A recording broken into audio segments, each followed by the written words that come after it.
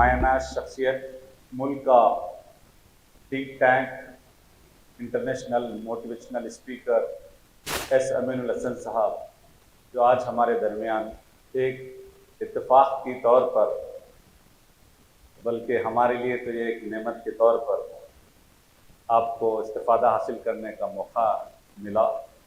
मैं इस पर अल्लाह तबारक ताला का शुक्र बजाता हूँ और आपका कीमती वक्त जो हमें मिला, इस पर मैं दिल की गहराइयों के साथ आपका इस्तकबाल करता हूँ। अस्सलामु अलैकुम रहमतुल्लाहि व बरकातुहू। Yes, fantastic. Respected office bearers of this school and my dear students.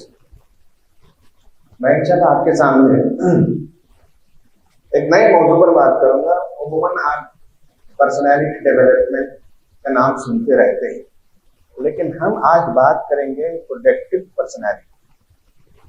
What do you understand by this term productive personality?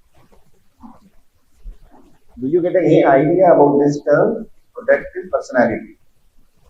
मेरे को मालूम है, नहीं मालूम है? नहीं मालूम, ठीक है। और मिसाल देते हैं, तब समझ में आ जाएगी बात।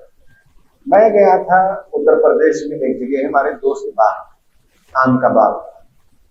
तो उन्होंने बताया कि अमीन साहब, ये आम का बाग 10 एकड़ है और इसमें तकरीबन 150 मैंगो के प्लांट्स हैं और साल में मुझे इसमें से 5 लाख रुपए फायदा मिलता है।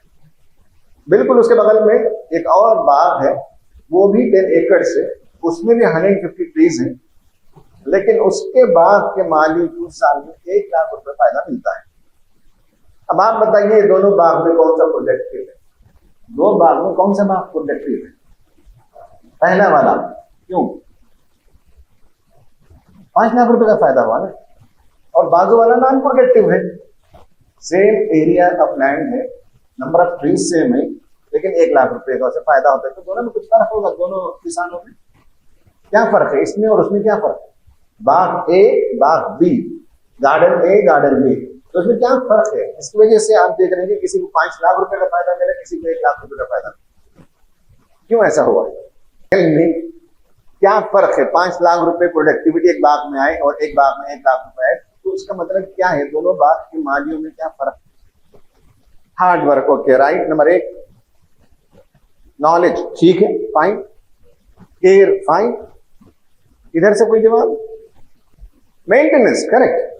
भाई, दो बाग वालों में फर्क ये है कि एक बाग वाला प्लानिंग करता है, आम का सीजन आने से बहुत पहले से प्लानिंग करता है, मेंटेनेंस करता है। जो वीड्स, झाड़ झंकार आ गए हैं उन्हें निकालना होता है, और अगर उसमें इंसेक्ट्स आ गए, कीड़े मकोड़े आ गए, तो इंसेक्टिसाइड लगाना होता है। एक बंदे को वहां तकर्रुर कर देते हैं जिसका काम है सुबह शाम देखना। बोरवेल अगर खराब हो गया है तो जल्द से जल्द उसे रिपेयर करना, ताकि वाटरिंग कर सके, सही पानी दे सके। और बाजू का बाग वाला ऐसा, अच्छा यहाँ तो डेली मेंटेनेंस होता है, वहां बाग वाला बहुत बड़े पैसे वाले का बेटा है, कोई दिलचस्पी नहीं है।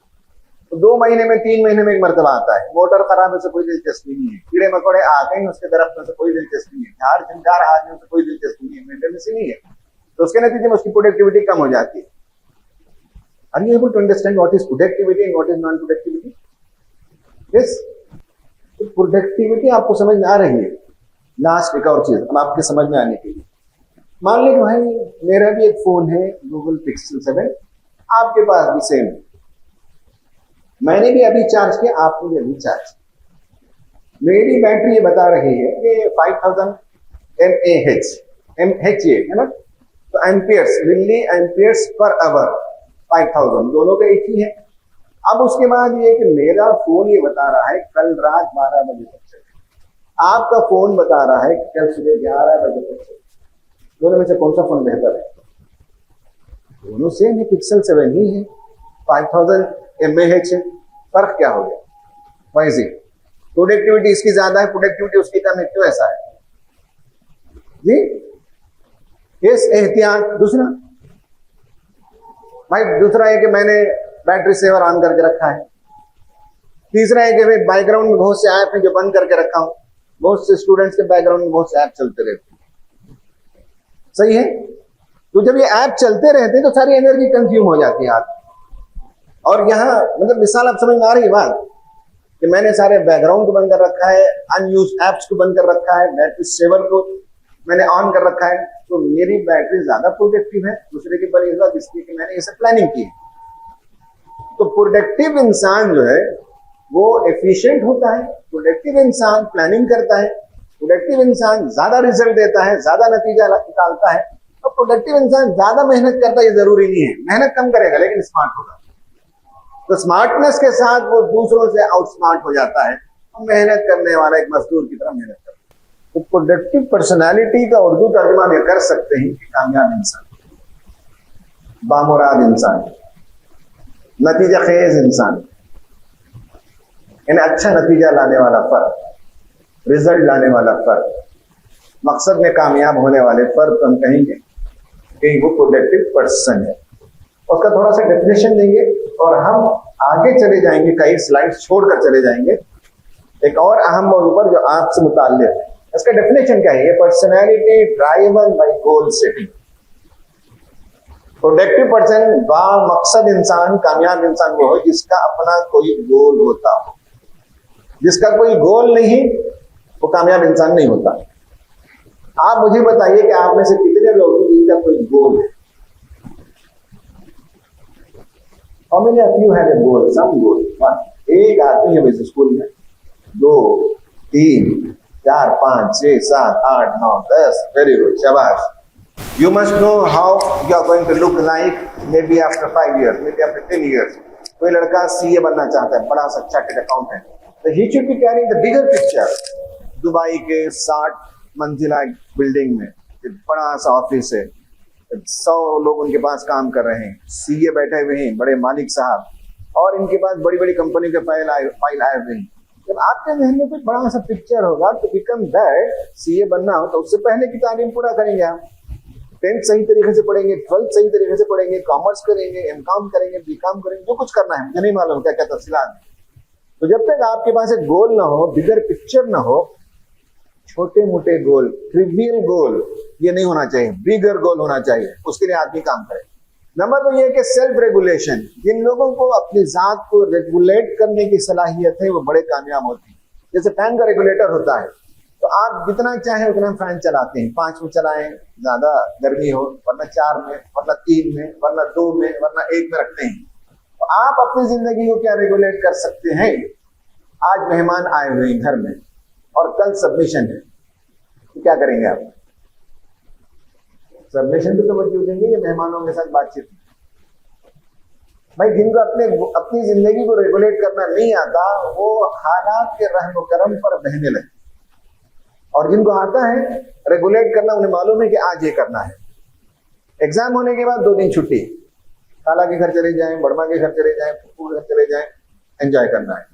ये अगर रेगुलेट करना आता है कि कब हमें सीरियस होना है, कब हमें फ्री हो जाना है, कब ज्यादा वक्त लगाना है, कब कम वक्त लगाना है, कब 6 घंटे की नींद से काम चलाना है, कब 8 घंटे नींद करना है, जिस दिन आपको ये रेगुलेट करना आ जाए वो लोग कामयाब लोग होते हैं। जो हर हमेशा 10 घंटे सोते हो कामयाब नहीं। करेक्ट। तीसरा है कि रेजिलियंस, जिनके अंदर रेजिलियंस है वो लोग कामयाब होते हैं। रेजिलियंस का मतलब क्या है? एक तर्जुमा है, रेजिलियंस को उर्दू में तो इस्तिकामत कहते हैं। रेजिलियंस को समझ लीजिए कि बाउंसिंग बैक, इसको कहते हैं रेजिलियंस। फेल हो गया आप मान लें मैथमेटिक्स में, 35 नंबर्स आ गए। एक तरीका ये है कि भाई दिल हार जाए कि ये मैथमेटिक्स मुसीबत है, मुझसे नहीं होगा। दूसरा तरीका ये कि 35 मैंने जब लिया है, बहुत अच्छी बात है, 65 अभी मुझे नहीं आ रहा है, तो मैं किसी सीनियर के पास जाऊं, किसी टीचर के पास जाऊं, खान एकेडमी खोलूं, वहां जाकर मैंने जो गलती की है, इंटीग्रेशन मुझे नहीं मालूम है या एक कैलकुलस मुझे समझ में नहीं आ रहा है, तो मैंने उस पर मेहनत की। अगले बार एग्जामिनेशन में मैंने 50 ले लिया, मैंने बाउंस बैक किया, फिर मैंने देखा कि 50 और फेल हो गया मैं, तो फिर और मेहनत करूंगा। तो रेजिलियंस का मतलब है कभी भी शिकस्त नहीं खाना, एक बार गिरने के बाद उठकर खड़े हो जाना, फेल्यूर के बाद फिर अगेन मेहनत करना। फेल हो जाने का मतलब ये नहीं, फेल का टर्म ही नहीं है, फेल्यूर नहीं है। जो टीचर ने आपको 35 नंबर दिया है, that is not a failure, that is a feedback on your knowledge. आपके नॉलेज के बारे में टीचर ने फीडबैक दिया है कि आप 35 ही ले सकते हैं, इससे ज्यादा आपको प्रिंसिपल्स कॉन्सेप्ट समझ में नहीं आए, that's a feedback, that's not a failure. तो जिनको रेजिलियंस आता हो वो लोग कामयाब होते हैं। और आखिर चीज ये है कि contribution to personal and social growth, जो लोग अपनी जात को बेहतर बनाए, घर वालों के लिए मुफीद बनाए, मोहल्ले के लिए मुफीद बन जाए, गांव वालों के लिए मुफीद बने, वो कामयाब लोग होते हैं, वो प्रोडक्टिव पर्सन होते हैं, जो ना खुद अपनी जात के लिए फायदेमंद, ना घर वालों के लिए फायदेमंद, ना मोहल्ले वालों के लिए फायदेमंद, तो वो बेकार होते हैं, नाकाम इंसान होते हैं। तो to be a successful person, to be a productive person, ये डेफिनेशन है कि उनके पास गोल होना चाहिए, उनको सेल्फ रेगुलेशन आना चाहिए, उनके अंदर बाउंस बैक करने की सलाहियत होनी चाहिए, और वो कंट्रीब्यूट करें खुद अपनी जात के लिए भी और समाज के लिए भी कुछ ना कुछ करने की सलाहियत और जज्बा हो। तो ऐसे लोगों को समझते हैं कि कामयाब लोग। ठीक है, क्लियर है? अब इसमें हम बात करेंगे, इस पर आज हमारी गुफ्तगू खत्म हो जाएगी। What makes us non productive, क्या चीज है जिसके नतीजे में हम एक कामयाब इंसान बन नहीं पाते? क्या वजूहात है जिसकी वजह से हम एक ऐसे इंसान नहीं बन पाते जिससे नतीजा निकले, कामयाब हो, बामुराद हो, बामकसद हो? तो क्या चीजें होती हैं जिसकी वजह से हम ज्यादा कामयाब इंसान नहीं बन पाते? What are the reasons? Seriousness, laziness, seriousness की कमी है, लेजीनेस, राइट? और फोकस नहीं होना, राइट? और नेगेटिव थॉट्स, ठीक है, नेगेटिव थॉट्स जी, फ्रस्ट्रेशन। ठीक, आ जाइए नेक्स्ट स्लाइड। हमारे नजदीक ये 7 रीजन से जो एक इंसान को नॉन प्रोडक्टिव बना देते हैं। नंबर 1 है एक्सेस गैजेट यूसेज। शायद आप लोग तो नहीं करते होंगे, ना दूसरों के लिए मैंने लिखा है। फोन का कसरत से इस्तेमाल करते हैं। कितने घंटे इंस्टाग्राम में रहते हैं आप? स्क्रीन टाइम कितना है? कितना? 5 घंटे, 6, 4। आप लोगों का कितना होता है भाई? मोबाइल नहीं, घर में तो अम्मी का है ना। अच्छा, अम्मी का कितना होता है आप लोगों का? मोबाइल फोन इस्तेमाल करते ही नहीं करते, ये बताइए कितने लोग इस्तेमाल करते हैं भाई?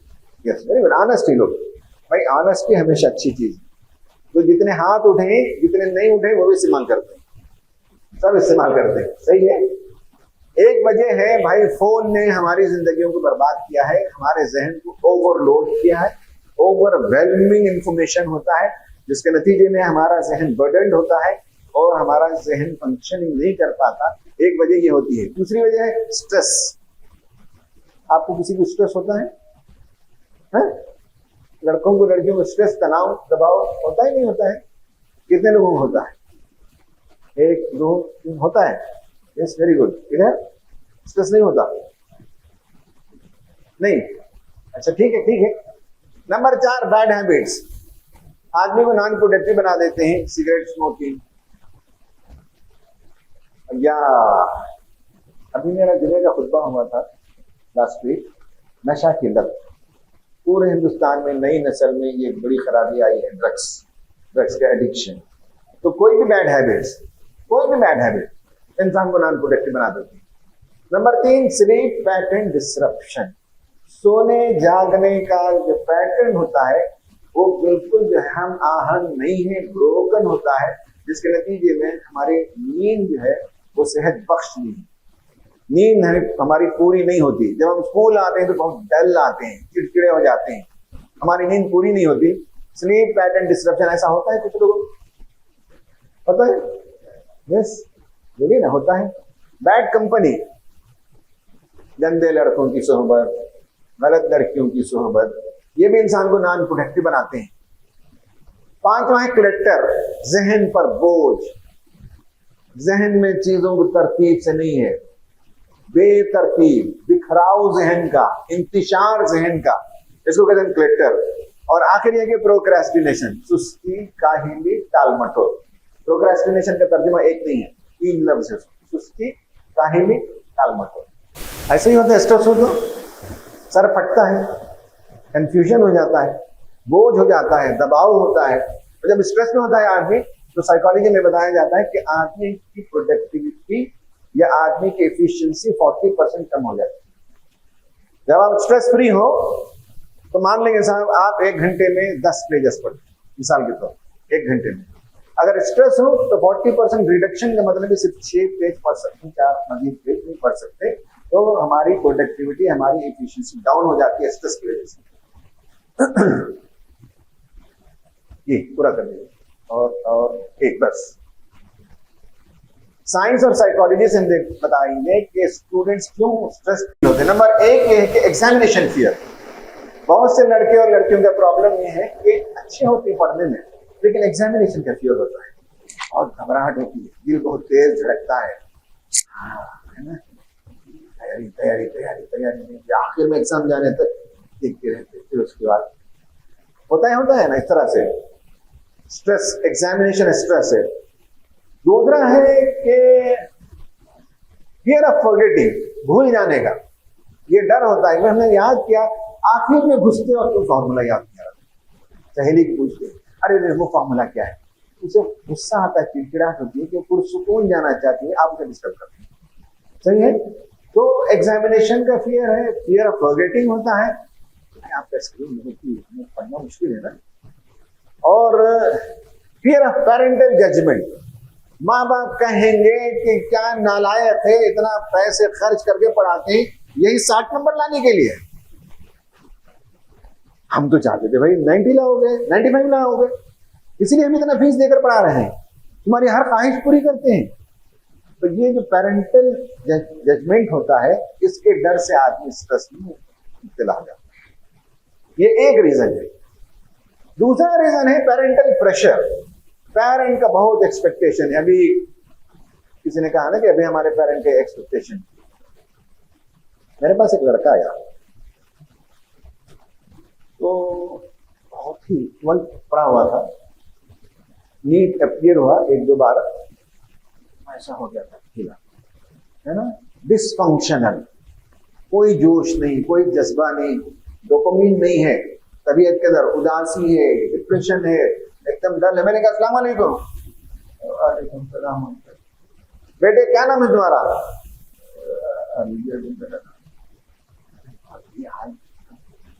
बहुत ही ज्यादा जो है वो स्ट्रेस्ड है, टेंस है। उसकी माँ ले आई, वो बहुत रो रही। उसके बाद माँ ने कहा कि जरा लड़के के अब्बा से ही बात करें। उनके अब्बा बाहर रहते थे, मैंने उनको कॉल किया, माँ ने लगा कर दिया। तो उन्होंने कहा कि अमीन कहा नाना है लड़का, नीट के लिए मैं 2 साल से पैसे भर रहा हूं, नीट क्रैक नहीं किया इसने, मैंने इसे हिफ्ज के कोर्स में डाला और हजरत ने बताया था कि 2 साल में हिफ्ज कर लेगा, एक पारा याद नहीं किया नालायक। और मैं चाहता था कि बहुत बड़ा स्पीकर बने, तो मैंने आर्ट ऑफ पब्लिक स्पीकिंग के कोर्स में दाखिला कराया। कुछ भी तकरीर नहीं आती इसको, निकम्मा है, बदतमीज है, करना नहीं चाहता कुछ भी। मैंने कहा भाई साहब, आप जिंदगी में जहां जहां फेल हो गए, क्या आप चाहते हैं कि आपका बच्चा वहां सक्सेसफुल हो जाए? आप डॉक्टर नहीं बन सके तो चाहते हैं कि आपका बच्चा डॉक्टर बने। आप अगर पब्लिक स्पीकर नहीं बने, आपको आज फील होता है, तो आप चाहते हैं आपका बच्चा हो जाए। आप कुरान हिफ्ज नहीं करे, अब आपको समझ में आ गया कि कुरान हिफ्ज करना चाहिए, चाहते हैं आपका बच्चा करे और सब 2 साल के अंदर हो जाए, 11th-12th में सब कुछ हो जाए। ये जबरदस्ती है पेरेंट्स की तरफ से, पेरेंटल प्रेशर है, जिसके नतीजे में बच्चे स्ट्रेस में चले जाते हैं। दूसरा है पेरेंट एक तरीका कंपैरिजन का,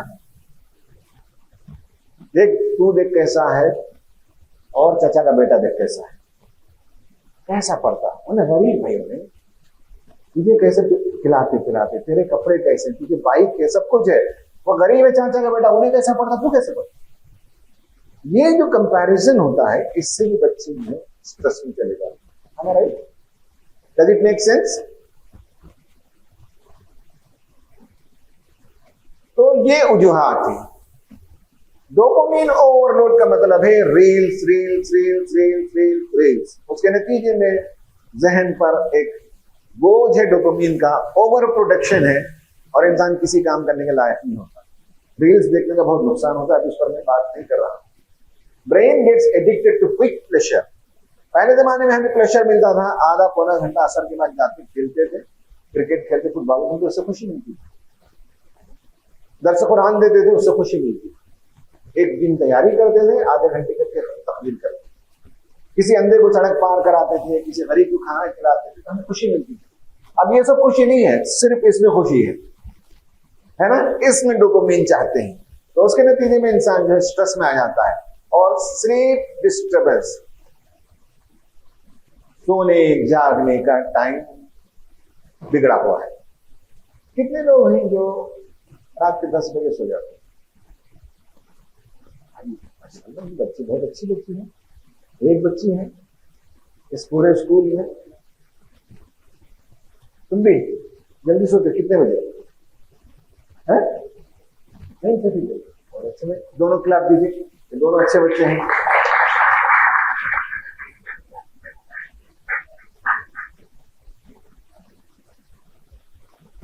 बारह बजे के बाद कितने लोग सोते? ऑनेस्टली 12 बजे हाउ मेनी ऑफ यू सोते? एक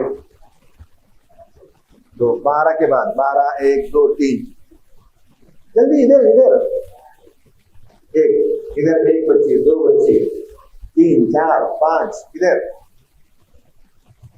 सही बोले, कितने लोग 12 बजे के बाद सोते? सुन लीजिए, आज मैं आपको एक फॉर्मूला दिखाता हूं,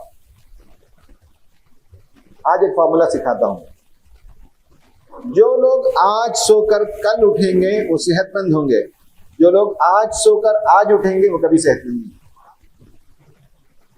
आज हफ्ता है ना, सैटरडे 10, साढ़े 10 बजे मैं सो गया और संडे सुबह में 4:30 बजे 5 बजे उठ गया, तो मेरा दिमाग हमेशा बहुत अच्छा होगा, मेंटल हेल्थ मेरा अच्छा होगा, मेरी सेहत अच्छी होगी, नींद में बरकत होगी, सुबह मैं उठूं तो एनर्जेटिक रहूंगा। और अगर मैं रात के 2 बजे सोया और अगले दिन सुबह 10 बजे उठा, तो उसका मतलब है आज सोया आज उठा, संडे 2 AM को सोया और संडे 10 AM को उठा, तो ऐसे लोगों को कभी नींद में सुकून नहीं मिलता और तबीयत थकी थकी रहती है, जहन बोझल बोझल होता है, कारकर्दगी एफिशिएंसी कम हो जाती है। स्लीप के सिलसिले में ये बात याद रखें, आज इसको आप पहलू में बांध लें कि आज सोएं और कल उठें, ये पैटर्न जो लोग लाएंगे, ठीक है, आज आपको नुकसान नहीं होगा, कुछ दिनों के बाद इसका नुकसान होगा, मेंटल ओवरबर्डन का, स्ट्रेस का, आप काम नहीं कर सकेंगे। ये टेक्निकल चीजें हैं, अभी मैं इसमें नहीं जाना चाहता। जब आदमी स्ट्रेस में होता है तो अमिगडाला में जो है वो एक सिग्नल भेजता है फियर का। बायोलॉजी पढ़ते हैं आप लोग, तो अमिगडाला का फंक्शन क्या करता है? अमिगडाला कुछ करता है नहीं है, माइंड में घिसा है, ब्रेन में घिसा है, अमिगडाला है नहीं है। ये 12th पढ़ने की किताब अभी तो नीट क्रैक करने वाले हैं, तो आपने सुना है नहीं सुना ये वर्ड? भाई देखिए ना, ये वर्ड आपने पढ़ा है नहीं पढ़ा, ये बताइए आप।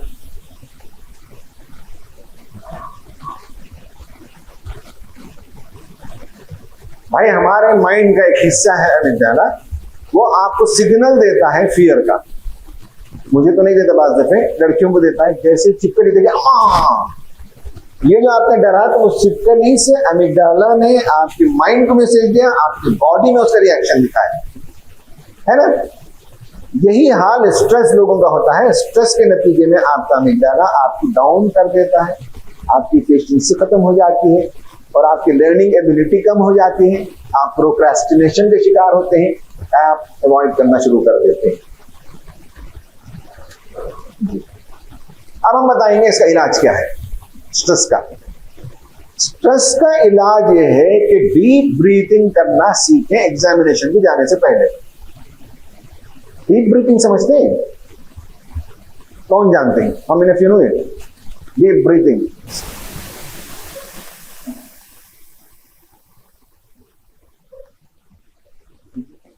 करके दिखाइए।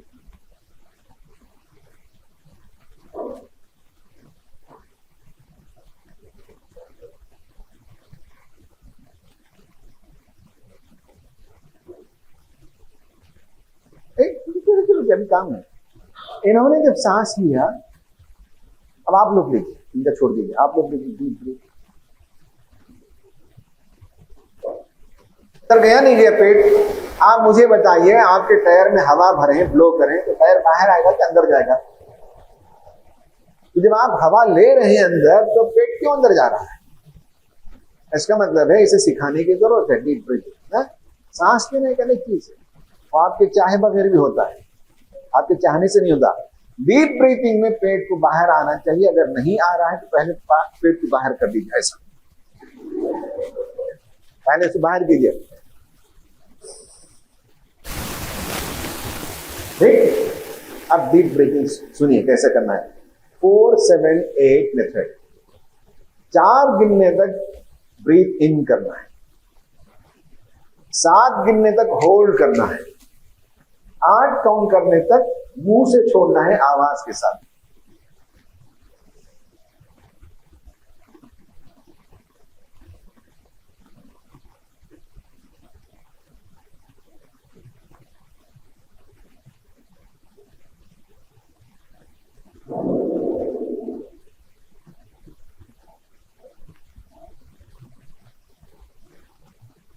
आप हो अंदर ले, होल्ड करें भाई, हम तो थोड़ा सा प्रैक्टिस कर लिए तो हम जो है 7 8 9 10 11 12 13 14 तक होल्ड कर सकते हैं। जब हम फूके बाहर तो 8 के बजाय 10 12 तक फूक। शुरुआत 4 7 8 से कीजिए और आवाज सांस बाहर छोड़िए। अब आप शुरू कीजिए, रेडी। अब आपने अपना नाम रोल नंबर सब लिख दिया, फिर क्वेश्चन पेपर देने तक बीच में गैप होता है 4-5 मिनट का, है ना, बेल बजने तक वेट करते हैं ना, तो उस दौरान डीप ब्रीथिंग आप कर लें तो इससे आपका स्ट्रेस दूर होगा। ये है ग्राउंडिंग टेक्निक। जब भी आप स्ट्रेस में हो तो स्ट्रेस इंसान को जो है कहीं और ले जाता है, उड़ा कर ले चला जाता है। टेंशन में फेल हो जाएंगे, अम्मी गाली देगी, टीचर बोलेंगे कि क्या एग्जामिनेशन में तुम इतना कम नंबर ले आए, तुम पर हमने इतनी मेहनत की, तुम्हारे ऊपर भरोसा था हमको, हमारे स्कूल के सबसे ब्रिलियंट स्टूडेंट थे। मतलब जैसे आप टेंस होते हैं, स्ट्रेस होते हैं, तो आपका जहन कहीं और चला जाता है। इसका जवाब ये है कि ग्राउंडिंग टेक्निक सीखना चाहिए। You need to come back here to now. Now थोड़ी करना है, 5 चीजें बोलना है, 5 चीजें बोलना है, 5 चीजें जो नजर आती हैं, 5 थिंग्स यू सी। एक 2 गर्ल्स, कैमरा, बॉयज नहीं, कैमरा, चेयर्स, गुड, ठीक है, हो गया। 4 थिंग्स यू कैन टच।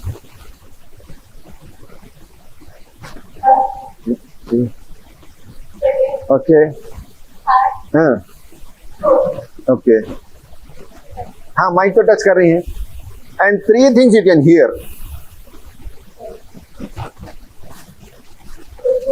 बोल भाई, 3 चीजें सुनाई दे रहे हैं।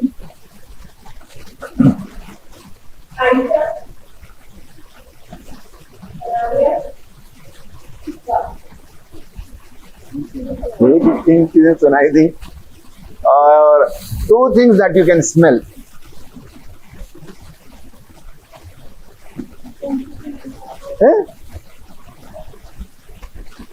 नहीं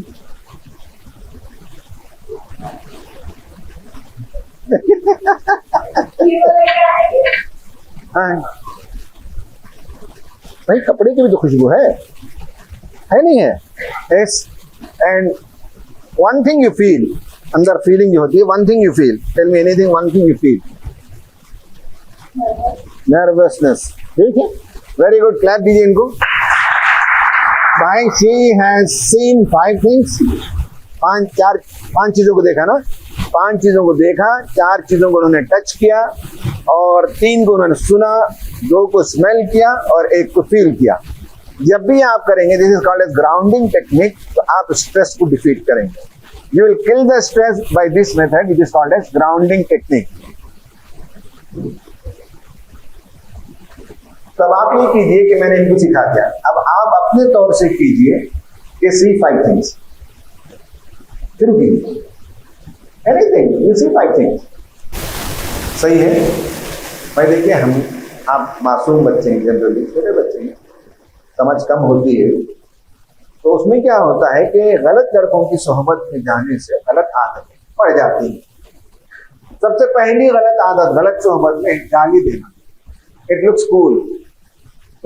आज के फिल्मों में, आज के पॉडकास्ट में गाली देना, गंदी बातें करना होता है ना। तो बैड कंपनी से इंसान सबसे पहले ये गंदी बातें सुनता है, फिर उसके बाद 10 दिन के बाद एक गंदी बात बोलना शुरू करता है। ये बैड कंपनी का नुकसान होता है। और बुरे लड़कों के साथ होने के नतीजे में लॉस ऑफ मोटिवेशन। एक माँ मेरे पास आई, भोली भाली थी, कहा कि सर हमारा बच्चा जो है रात में दोस्तों के साथ चला गया। ये आई माँ, कितने बजे जाता है? मैंने पूछा। रात के 1 बजे चला जाता है, सुबह 8 बजे आता है। और वो समझ रही थी कि ये बुरी सोहबत में पड़ा है। मैंने पूछा इनके अब्बा कहाँ हैं?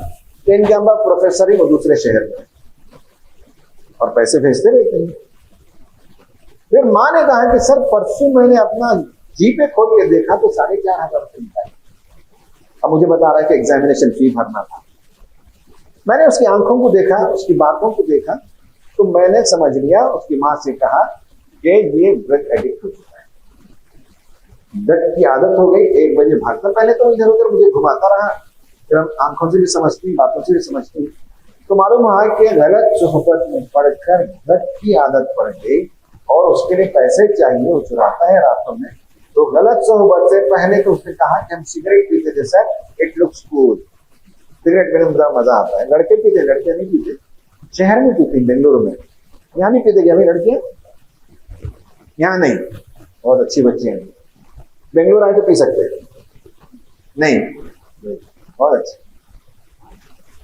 तो ये आदत, पहले उनके साथ जाना, बीड़ी सिगरेट की आदत पड़ती है, फिर उसके बाद उसके अंदर कुछ भर आ जाता है, भरना पड़ता है ना। अब ड्रग की बहुत सी चीजें आ गई, कभी इंजेक्शन लेते हैं, कभी उसमें सिगरेट में कुछ डालकर पीते हैं, कभी सूंघते हैं, कभी कुछ करते हैं। तो बैड कंपनी से कभी इंसान कामयाब नहीं होता। कुरान ने हमें हुक्म दिया, या अय्युहल्लज़ीना आमनू तक़ुल्लाह व कूनू मअस-सादिक़ीन, ऐ वो लोगों जो ईमान ले आए हो, माइंडफुल रहो। तक़वा का मतलब है बी माइंडफुल, बी अलर्ट। किससे बात कर रहे हो, किसके साथ है तुम्हारी दोस्ती, कौन लड़के अच्छे हैं कि बुरे हैं, बी अलर्ट। इत्तक़ू का मतलब, और कूनू मअस-सादिक़ीन, अच्छे लोगों की सोहबत में रहो। अच्छे लोगों की सोहबत में रहोगे तो कुछ फायदा होगा। पढ़ने वाले बच्चों के साथ नहीं तो फॉर्मूला सीख जाओगे। किताबें पढ़ने वाले बच्चे, नॉवेल पढ़ने वाले, कॉमिक्स पढ़ने वाले, उनके साथ कुछ वो बातें मालूम हो जाएगी।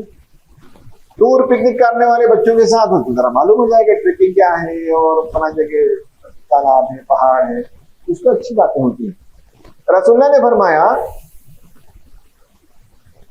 अत्तार की दोस्ती इख्तियार करो, लोहार की दोस्ती इख्तियार न करो। अत्तार इत्र बेचता है ना, उसकी दोस्ती करने का फायदा यह है कि वो जो इत्र देता है उसमें कोई छींटे हम पर पड़ जाते हैं, फायदा होता है।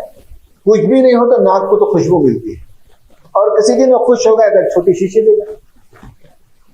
लोहार की दोस्ती इख्तियार न करो। जब लोहार के साथ बैठेंगे टक मारेगा, उसमें क्या होगा, चिंगारी पड़ने का इम्कान है, आपके कपड़े को जलाने का इम्कान है, धुआं उठता है, धुआं से आपकी नाक जो है वो परेशान हो जाती है, और जो साउंड है मारने का उससे कान ओझल हो जाता है।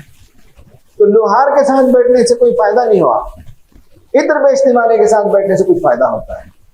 तो आप ये तलाश कीजिए अपने साथियों में कौन है जो तलबा तंजीम से वाबस्ता है, कौन है जो अच्छा सा नज़में लिखते हैं, नज़में गाते हैं, कौन है जो अच्छा सा पढ़ते हैं। किताबें पढ़ना, जनरल किताबें, सब्जेक्ट की नहीं, जनरल किताबें, स्टोरीज की किताबें, नॉवेल से, फिक्शन से, नॉन फिक्शन से, ये देखना है। Choose friends who inspire and motivate and help you to grow. ऐसे लड़कों से, लड़कियों से दोस्ती कीजिए तो आपको मोटिवेट करें, आगे बढ़ाएं और उनकी सोहबत से आप आगे बढ़ सकें। हु रिमाइंड यू ऑफ अल्लाह, ऐसे बच्चों के साथ रहें जिनके साथ रहने से थोड़ी सी दीनदारी आ जाए।